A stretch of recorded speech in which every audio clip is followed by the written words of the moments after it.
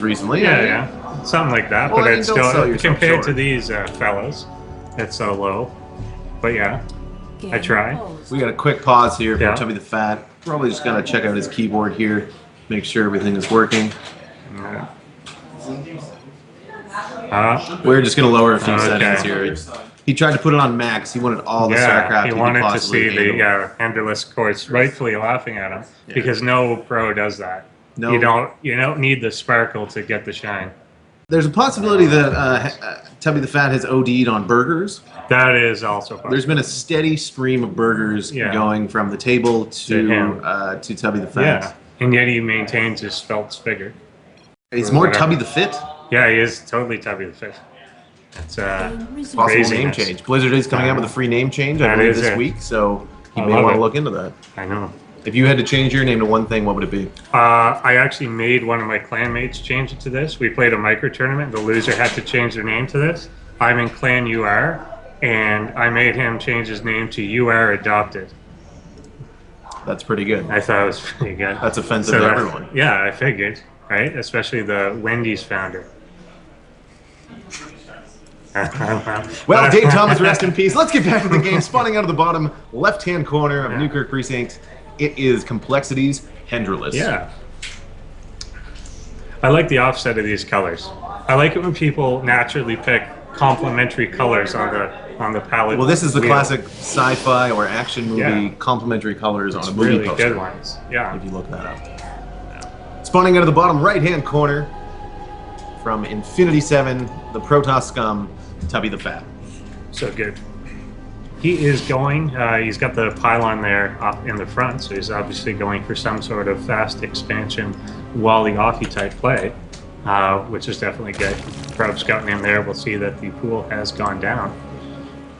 And we'll see what he opts to make his first building as, with seeing the spawning pool. Maybe not the Nexus first, but we'll have to see if he does decide to go for that. Might see a possible block from Tubby. It's usually a good idea to block the expo of this You at least want to block at the probe. It used to be a lot more fashionable to throw the pylon down there, but a lot of people are just trying to delay with this type of play. Be annoying and stuff like that. It's usually fine. And he did, in fact, go for the Nexus first at home.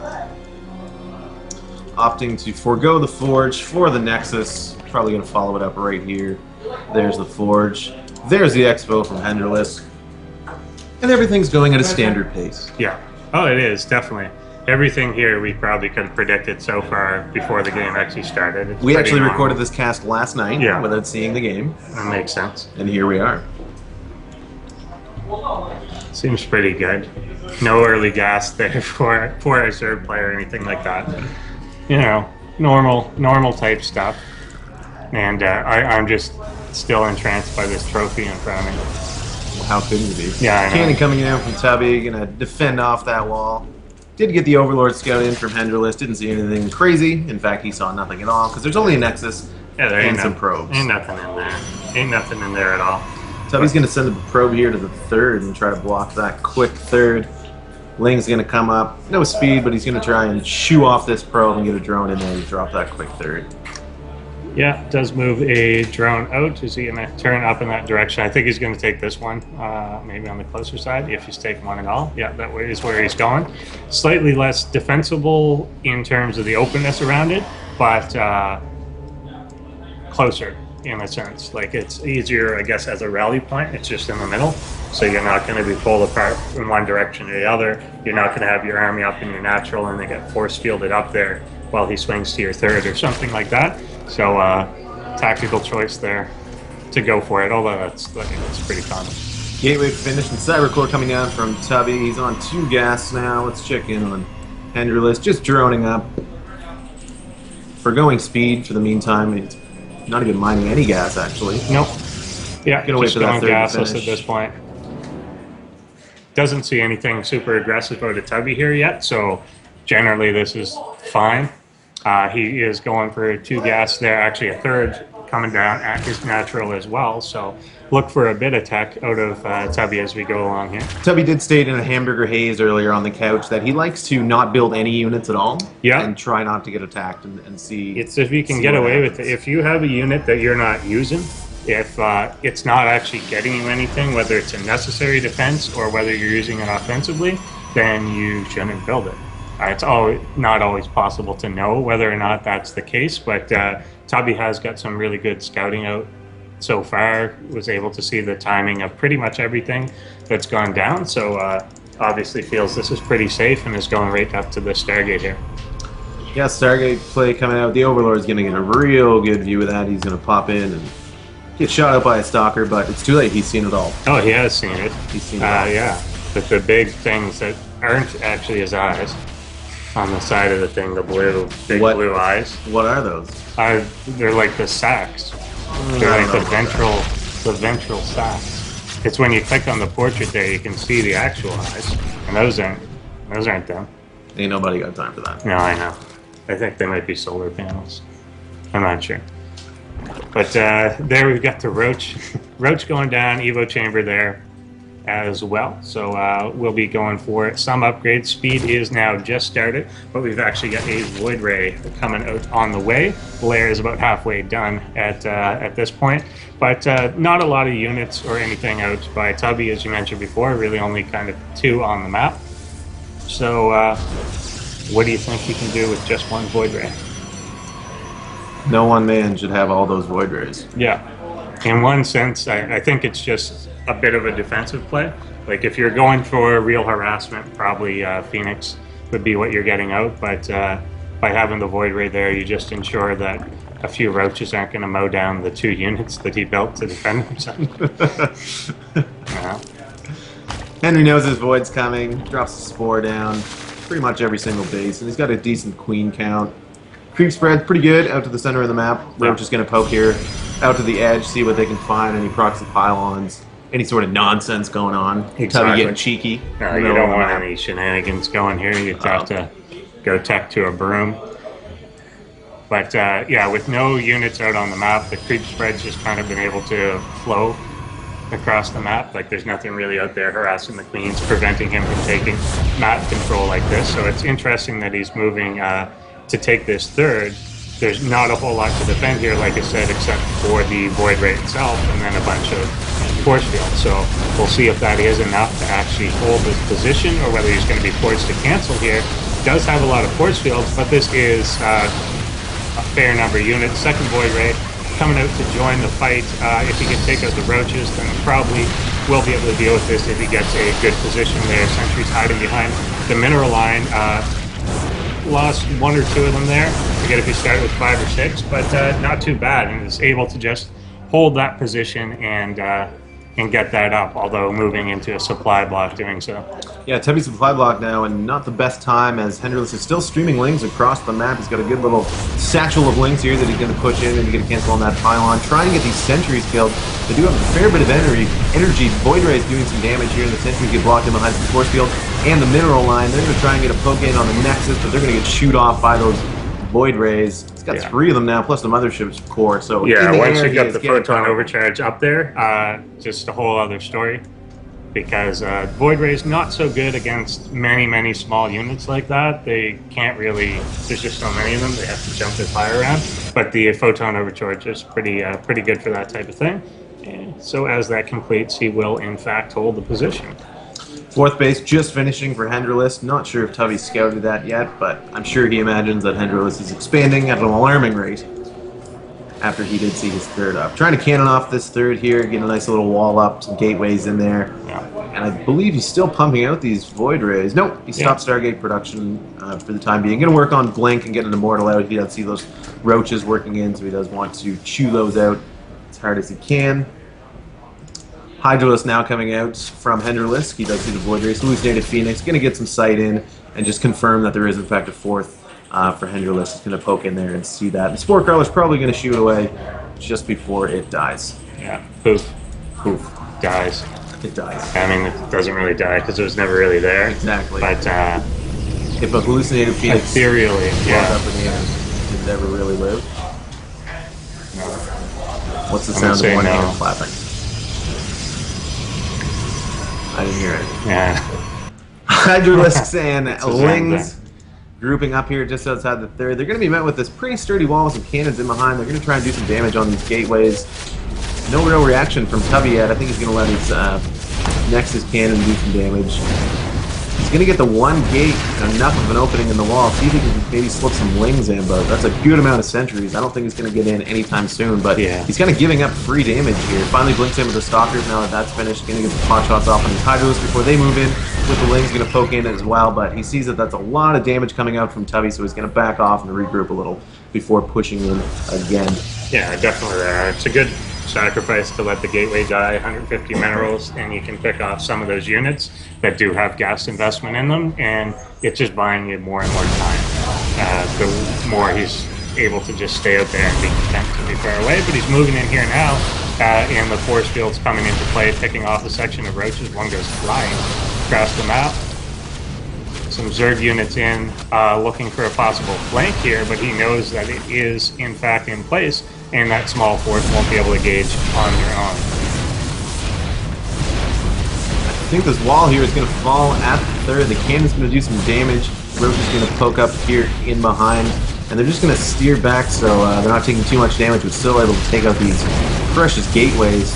Looks like they're all going to fall. They does shoot back most of the army with those Void Sentries and Stalkers. 2 Colossus out now, so those Lings are going to have a hard time pressing in. Good blink with the Stalkers to block off most of that attack, and it's going to chase these Hydralisks away to the north of the map, and the Zerg units are going to flee back home and back onto Creep because they don't want to engage those Colossus straight up. Yeah, really need to come in with 2 Colossus basically at the same time there and just really change the whole look of that battle without really any warning. So just instantly goes from an aggressive attack to, no, time's up, I have to get out of here. Reestablishing that wall there, I have a feeling however many times you tear that down, that's just going to go back up.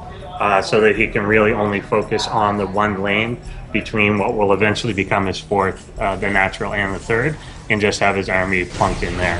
Protoss army obviously doesn't want to be split up, and the Zerg is trying to make these maneuvers to flank a bit and get us around on this army, but there's just no opportunity. There's no good angle to come in and get that off. He can't bring the 2 pieces of it together. Does get the 1 cancel on a piece of the wall, but the cannon's there. He's not going to get too much damage done. He is set up for the flank, but it's just Zerglings here to the north. They may be able to get a quick surround on the Colossus from behind. But now that the Templar are out, he's going to see, 1 quick storm is going to deal with those Lings pretty quickly. Yeah, he could potentially just go for a run by if he gets the army pulling out too far. As you can see, there's no Zealot actually in the gap where that probe just came out. But instead revealed himself at the 4th here. Probably won't be able to force a cancel, not even actually trying. Viper's out now from Hendralisk. Probably going to use the Blinding Cloud to get rid of the range of the Colossus, as well as the Stalkers. No melee damage. I mean, he's pretty light on Zealots now. I don't see any right now in his army composition. He can pull these out, adapting them forward, trying to pick off the Colossus. Down they go. A Void Ray even going down, and once again, as abruptly as those Colossus change the face of the battle, the Vipers really do the same thing in the opposite direction, but there are already High Templars out on the field, so they can't get too close without being feedbacked, although they're all pretty low energy right now. Storm is almost complete for Tubby, and a 5th coming out from Hendralisk. The 3rd trying to get established again from Tubby. It was knocked out by those Lings, but he's putting down some cannons and a lot of pylons there, so he should be able to block any sort of run by in the near future, but that Nexus isn't going to be done for a while. Hendralisk is going to try and poke around again with some changelings and a couple of roaches here. They're just there for moral He may make it there right before the cannon's finished, but it's going to be close. Yeah, if he can get by into that pylon, then maybe just defuncts the whole thing, but we'll see as they do kind of finish here. Manages to take 2 out. 3rd coming up will go down pretty quick. Huge engagement here in the middle as we're steering. There's a couple storms going down. Those Hydralisks out pretty quick with no Roach army left to take all that damage, and they have to shoot back. Tubby's standing, posturing now, pretty huge. Both players almost max. Hendralisk is about a 10 supply lead, and that is narrowing as it ticks by. Didn't know a Colossus could jump over that tower in the middle. They do all kinds of things. Awesome. They're the Superman. This Roach army is going to get squashed here, but that frees up some supply for Hendralisk. He's going to move into Ultralisk now, 6 on the way, as well as +3 missile attacks, so he's going to have a beefy crew here in a few seconds. Yeah, definitely that Carapace is on the way as well, so yeah, if he can kind of pick off the Colossus again with Vipers. Just kind of take them out of the army. There's actually not a lot of immortal force there to deal with the Ultras. So if you can kind of trap them in. The thing that's going to work against them, though, is that wall is still up. It's still a really difficult place to maneuver in and get the Ultralisk to have the surface area and compression that you want is actually going to be pretty tough. Yeah, I mean, Tubby does have the advantage here, but I think those Vipers are going to get some good grabs, or if not, some blinding cloud. The Ultralisk getting squished up here, and they die quite quickly to those Colossus. 4 of them now in the back dealing huge damage. Yeah, blinding cloud going down, but to blink forward, he realizes, I don't even care about that. I'm just going to blink right onto you. You can put the blinding cloud wherever you want. So that one is pretty brutal. You can hear the crowd kind of going nuts in the other room there on a several second stream delay. But yeah, now blinking onto sneaky burrowed roaches to no avail. But a really strong army looking from TubbytheFat. Hendralisk is able to remax, but on much later units. Yeah. Tried for the block on the Nexus, dropping a ton of changeling.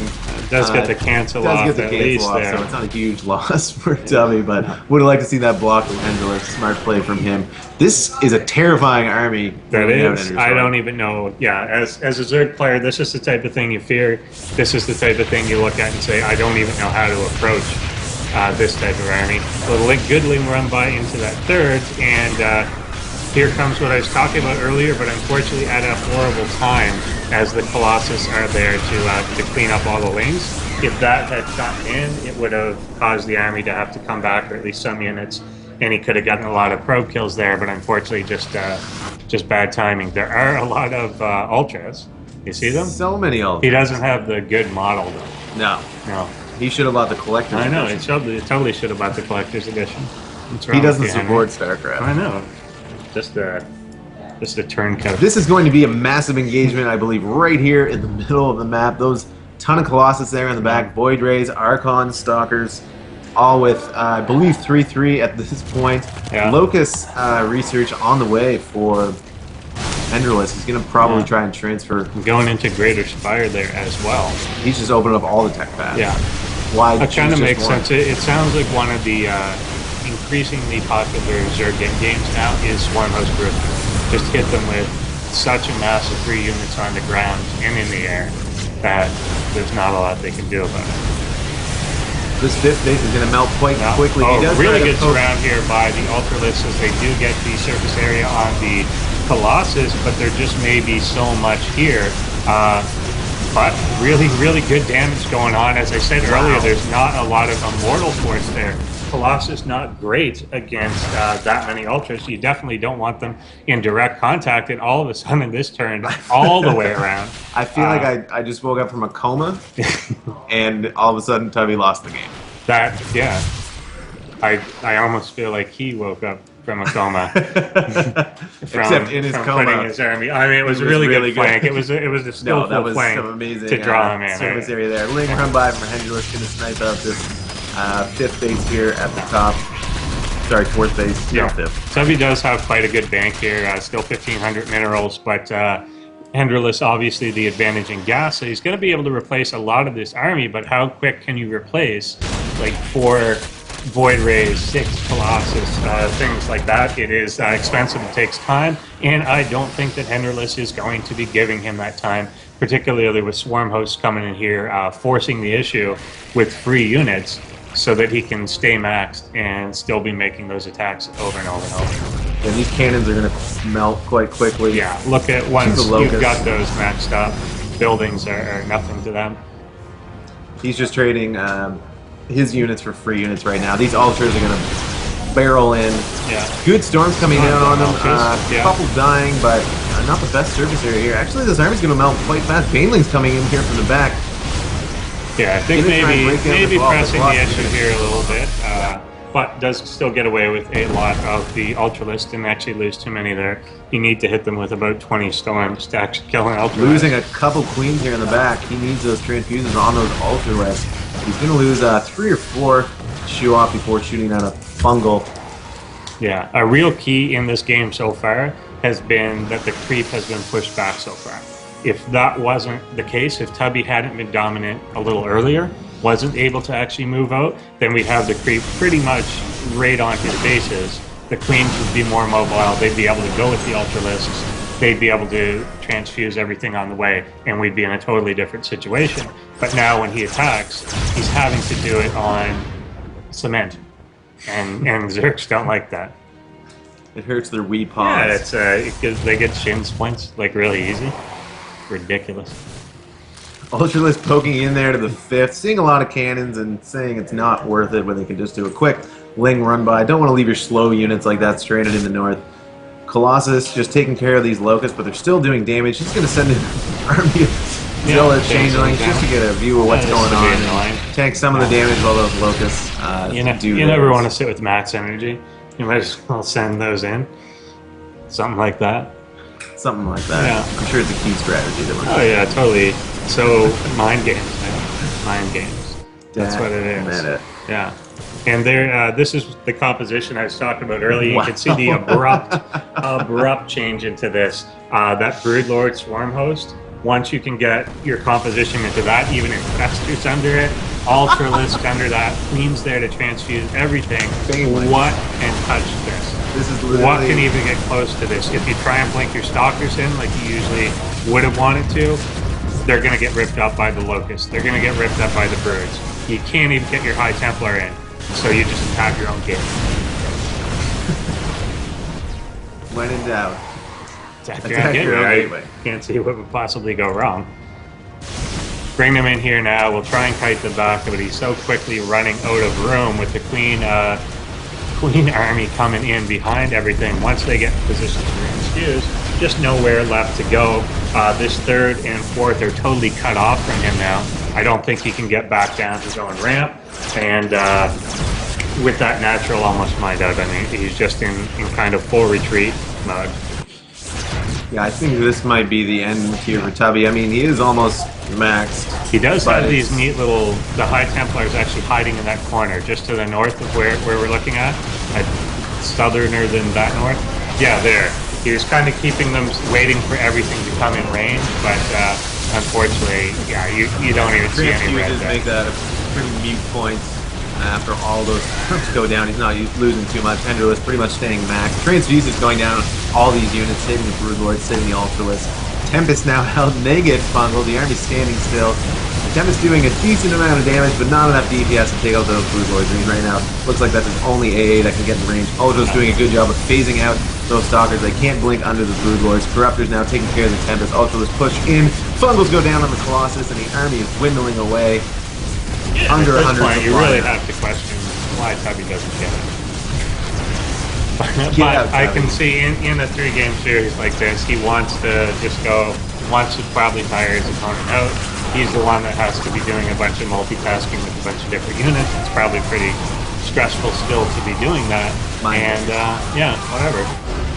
Calls to GG. Hendralisk takes game 1 there. Really swingy one there.